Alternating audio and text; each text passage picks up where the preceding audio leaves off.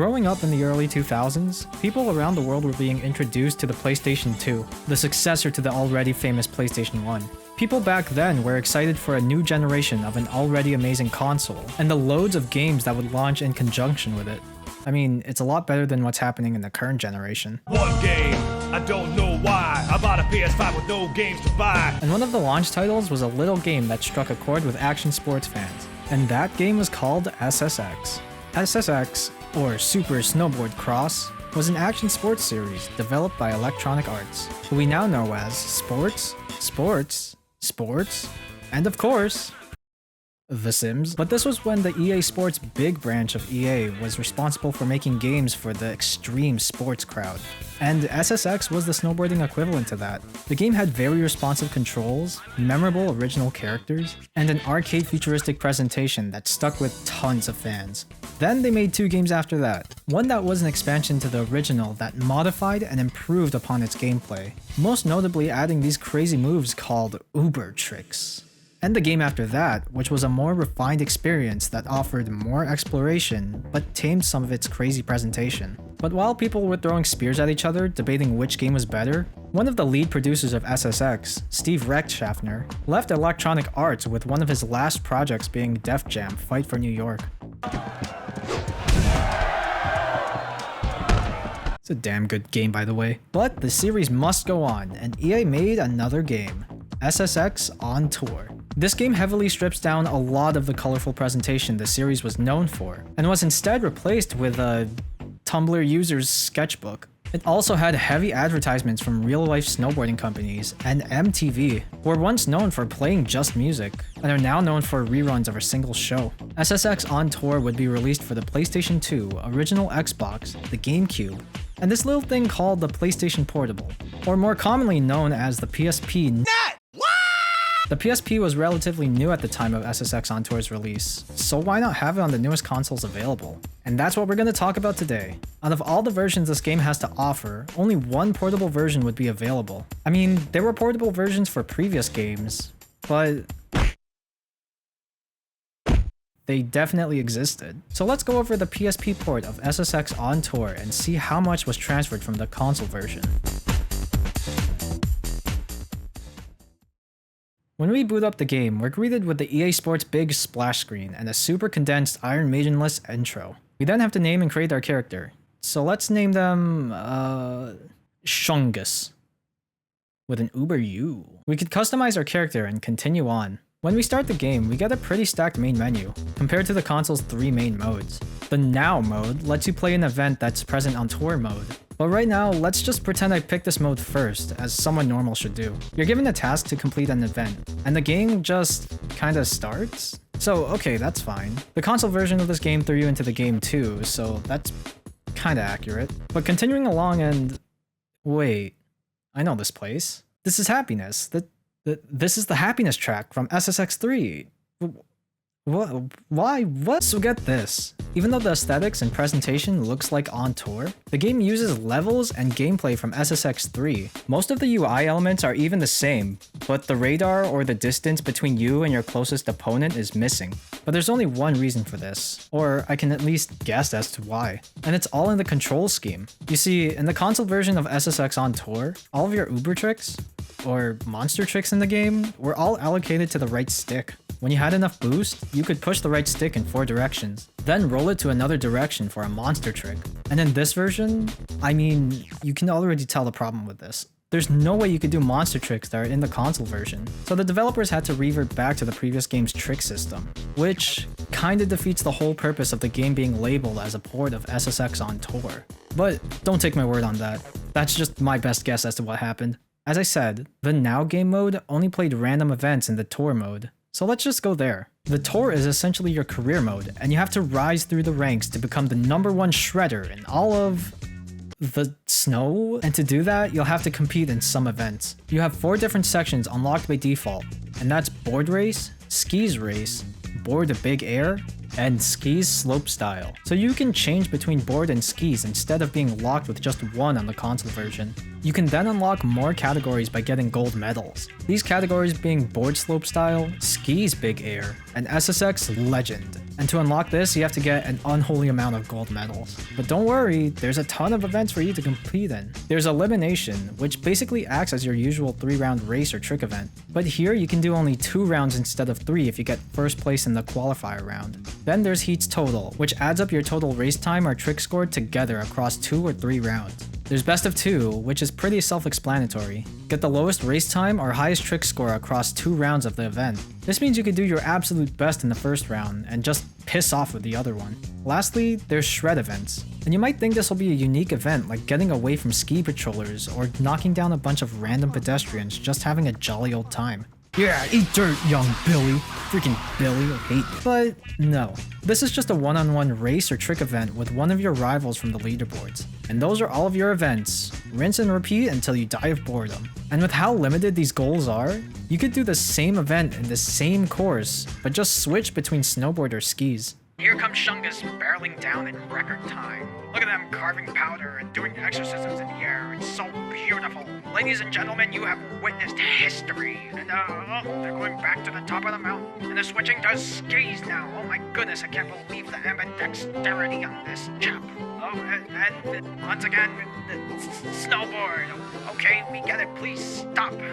Stop. So, okay, that's a lot of things I gotta do in order to reach number 1 in the leaderboards and inevitably complete the game. The game might be repetitive in that manner, but maybe the actual gameplay could be fun and engaging. Maybe getting to the top might deliver a fun and unique gameplay experience that can't be had in the console version. Well, not really. See, the gameplay was copied from the previous game because the PSP was missing the right nipple. The left stick made you navigate, the D-pad was dedicated to your spins and flips, you had your jump button, boost button, hand plant button, punch buttons, with each button being a grab while in the air, and L was your dedicated modifier button to tweak out your grabs, which sounded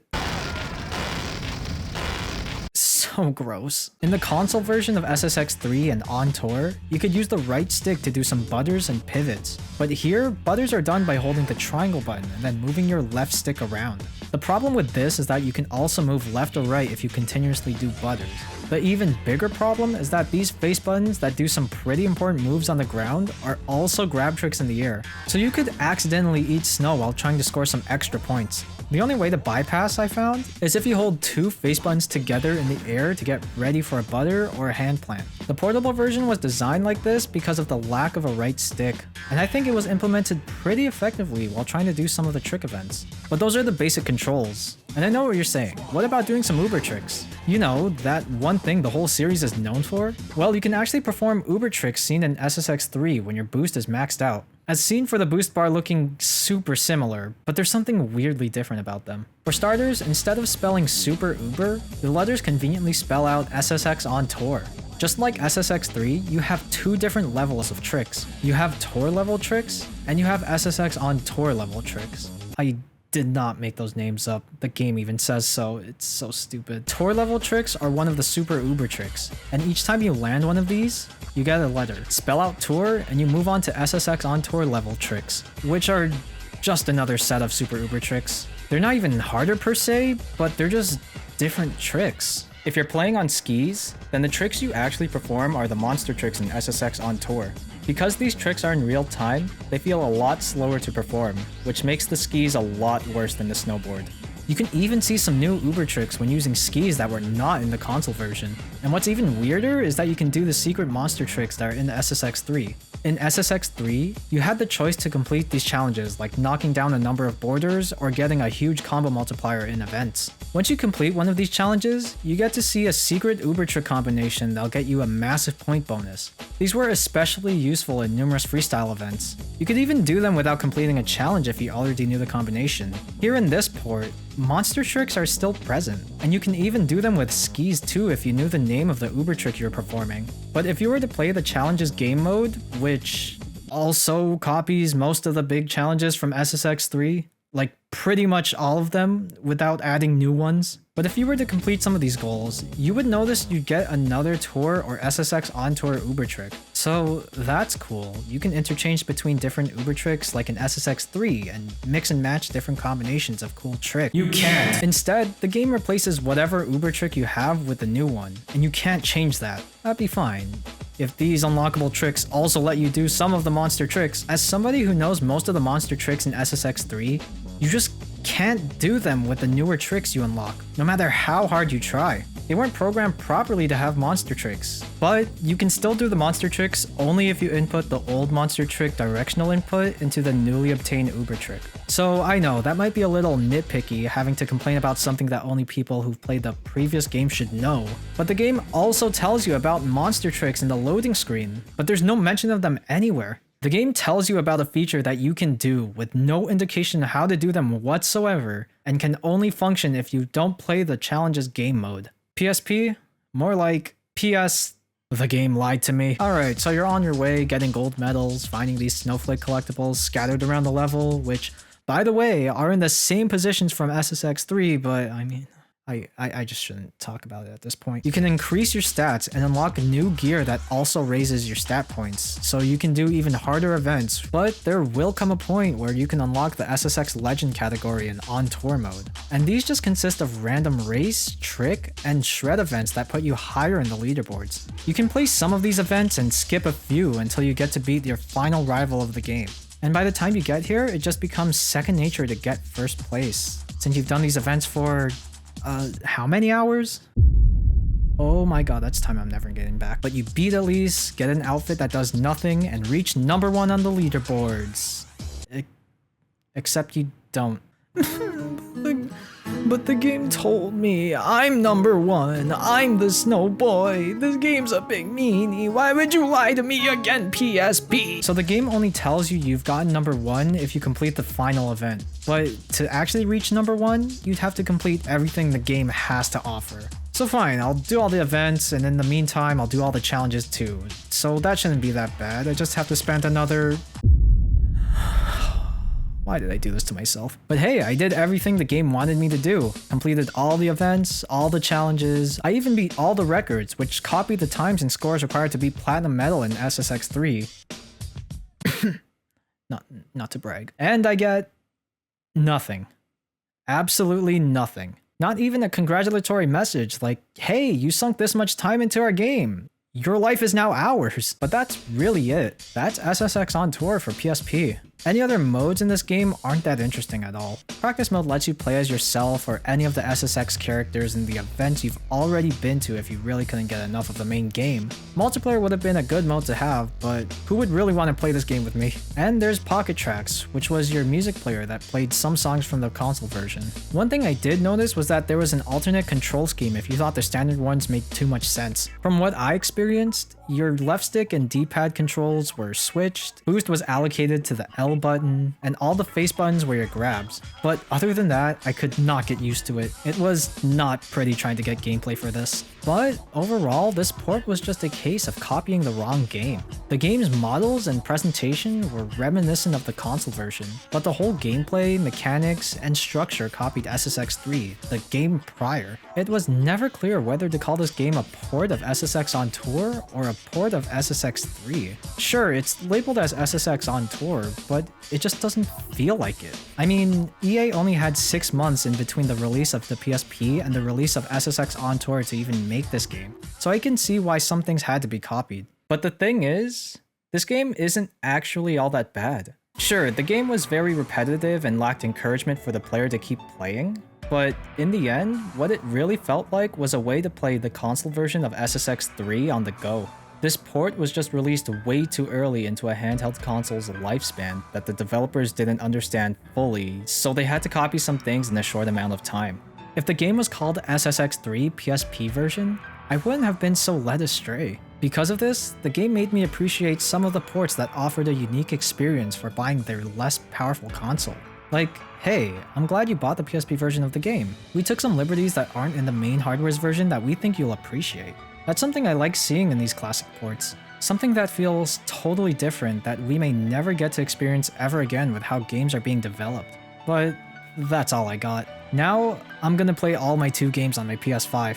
If you made it this far, thank you for watching. Leave a like if you liked it, and subscribe to the channel if you want to see more videos like this. It really helps me with future videos. And leave a comment too, like, did you like it? Did you not? How many games do you have on your PS5? Something like that. Also, I've been streaming some games on Twitch, like those long Tony Hawk Zero Stat challenges you've seen all over my channel. Whose trick is this? Why are we becoming bulimic? What the heck? So if you want to catch me live, follow me on Twitch and we can have a chill time together. Anyway, stay safe, and I'll see you next time.